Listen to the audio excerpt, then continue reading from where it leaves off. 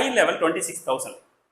இப்போவே 26,000 மேலே தான் இருக்குது. பட் ஓப்பன் ஆகும்போது பார்த்தீங்கன்னா 26,000 கீழே தான் ஆகும்னு கெஸ் பண்ணுறேன். எனிவே பார்க்கலாம். ஏன்னா நிறைய பேர் வந்து ப்ராஃபிட் புக் பண்ணி வெளியே போயிட்டாங்க. ஸோ வெளியே போனதுனால அகெயின் ப்ராஃபிட் புக் பண்ணணும்னு நினைக்கிறவங்களுக்கு கூட மார்க்கெட் என்ன பண்ணணும்னா பேரிஷாக தான் கொடுக்கும்.